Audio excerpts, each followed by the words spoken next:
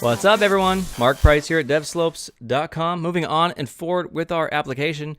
So in our app right now, we've got a cool zombie who's got sound effects and stuff. He's kind of flapping around, but he goes right through the objects, of course, or not through the objects, meaning there's no end of game or anything like that. He just touches them and keeps on going. That's what I meant to say. So look, nothing's happening. That's supposed to be. Oh, it's kind of cool. He's spinning, but it's just kind of annoying. Like, he should be losing and he's still going. But it's not cool. So what we want to do is we want to be able to detect collisions in our application, in our game, and then do some type of event based on the collision, such as playing the death sound and then turning off physics so he can fall through the ground, kind of like Flappy Bird. He would hit the pole, the screen would flash, and then he'd drop through the ground. We kind of want to do the same thing. And also, we're probably going to want to have some type of force applied. So when he hits something, he kind of flings back a little bit, kind of like Flappy Bird. He'd hit the object and just kind of, a little tiny force back. And that would make a lot of sense. So let's go ahead and do that now. We're going to go to our scripts, okay? And we're going to go over here to our player. So I want to include a death sound. So let's do that now. Say serialized field, private audio clip, SFX death. Cool.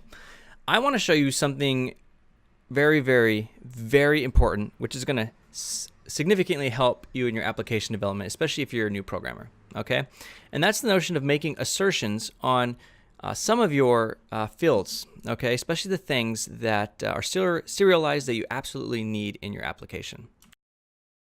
And what I mean is, right now, if I played the game, I can play it, but we haven't dragged this death sound effect in here. So let's say I'm building this game. I did a whole bunch of things. I wrote the code here for it, but then I forgot to put the death sound effect, and somehow we missed it in beta in QA testing.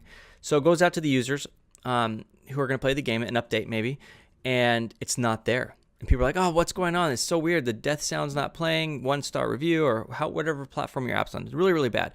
And so we want to be a defensive programmer. Okay, defensive programming means we write code that's safe and protected, and that's what we want to do right here. So we're going to do something that's not required, but I think really important for your applications. We're going to type in using, okay, Unity Engine .assertions. Okay, we want to assert that certain things are true or false in our application, or we want to assert that these are not null.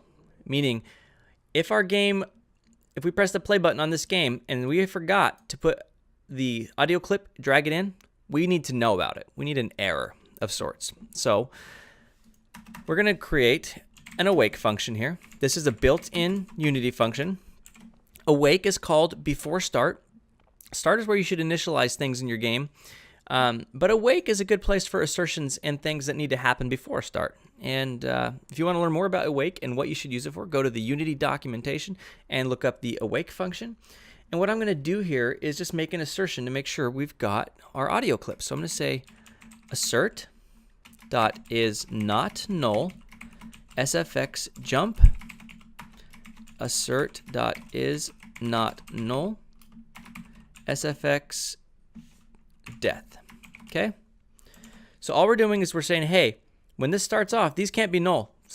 The developer needs to drag these on here, and these will only be called in debug mode. So when you're doing debug builds, as we are right here, as you can see, this is a debug build. It's only going to run here when you actually publish your game. This code won't run, which is nice. And so let's go run the app and see what happens. We have not dragged in a death clip yet. So let's click play. And sure enough, you saw the little red down there. You're like, oh, why do I have a red error? So you click it, okay?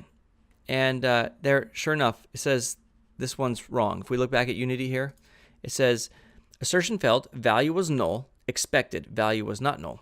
Okay. Well, it definitely was null because we haven't dragged it on. So from now on, as a programmer in Unity 3D, if you as a developer need to drag in things into your serialized fields here, you need to drag in audio clips or anything like that, anything that you have to do as a developer, okay? All right, as a developer. Now, I'm not talking about anything a player has to do. This is long before it even gets to the player's hands. If there's anything you need to do as a developer, such as dragging a file or a component onto your object, then you should use assertions to make sure you actually do it there. So it doesn't miss QA, and it doesn't end up with the users. So we now know we need the sound effect for the death of our zombie. So let's go back to Unity here, go to our audio, and I'm going to drag over the effect for that.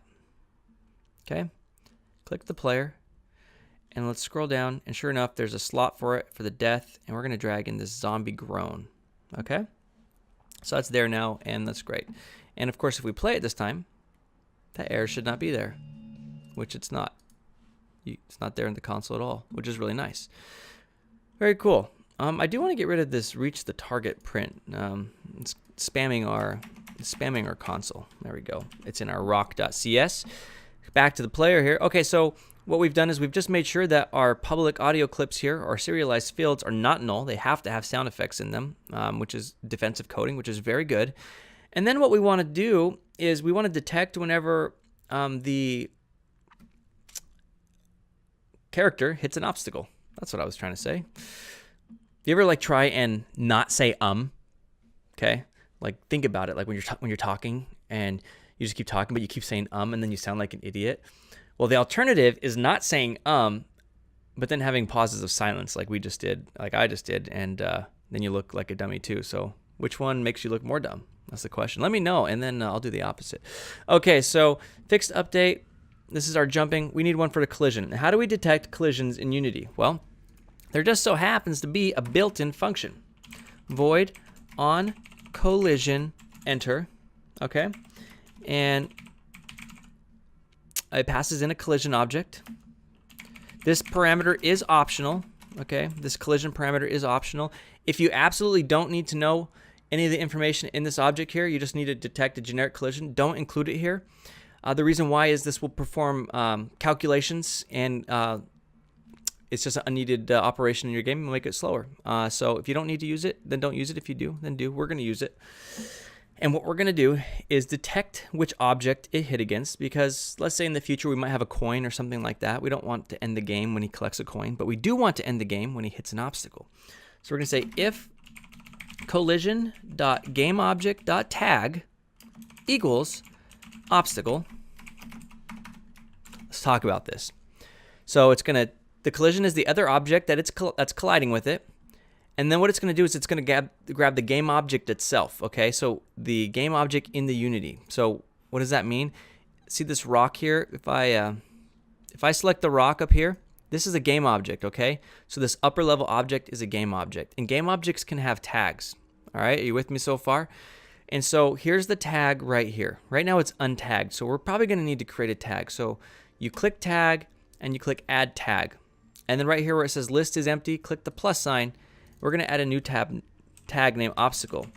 Now this actually isn't assigning the tag to your object. Creating the new tag opened up this window, and so it hasn't done it yet. And a lot of new developers make this mistake. They think they just created a tag and assigned it, but it's not assigned yet, even though we had the rock selected first. Now we click rock again, drop down, and there's our obstacle tag. Okay, so we've got 3 rocks that need that tag, right? Now what if we had 1,000 rocks in our game? Would we want to go and click on them each one individually and do that exact same thing to update our prefab? No. Here is why prefabs are so amazing. I want you to watch this, okay? Here's object 2. Okay, there's no tag, and object 3, there's no tag. This is why you should always work with prefabs. Click the first object that we set the tag on, and there's a button on it that says apply. That's going to apply your changes to all the prefabs. So if I click apply, and then I click this object here, notice how there's now a tag on it, and there's now a tag on this one. That is how you can update all of your prefabs at once. So it's always, always, always super important that when you're working with things that you're going to have in your game, make them into prefabs. It will save you so much time and energy and frustration. So we now have the tags assigned to each of these rocks, which is great. So back to the code. So if the collision.gameObject, so it's grabbing the game object, and the tag is equal to obstacle, then we know that it's time to end the game. So let's go ahead and do that now. We're going to say audio source dot play one shot. Okay, sound effects death. All right, and yeah, it's going to play the death sound. What else do we want to do? We also want to add a little bit of force, like oh, I just hit something. So in fact, I think above it we're going to say rigid body dot add force, new, I'm going to put a vector 2 in here. And I'm going to say -50, so we want to throw it to the left a little bit. And then we want to throw it up. And we're going to use force mode dot impulse. So all we're doing here is adding a force. When it hits something, we kind of want to throw him back, fling him back a little bit, like, ugh.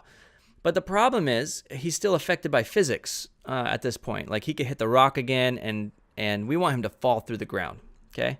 So what we're going to do is, as soon as we apply the impulse, and the order of operations on this is very important. As soon as we apply the impulse, we're going to turn off the rigid body, or the collisions, excuse me. Rigid body dot detect collisions equals false. We no longer want to detect collisions, which will cause our character to fall through the ground, just like in Flappy Bird. And I think that's exactly what we want to do. So let's see if this actually works.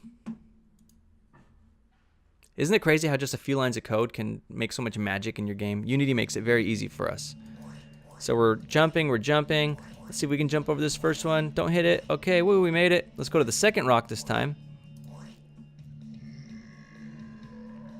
The sound played, and notice how when he hit, he actually flung back. Boom! And then he fell through the ground. As you can see, he's probably still falling somewhere.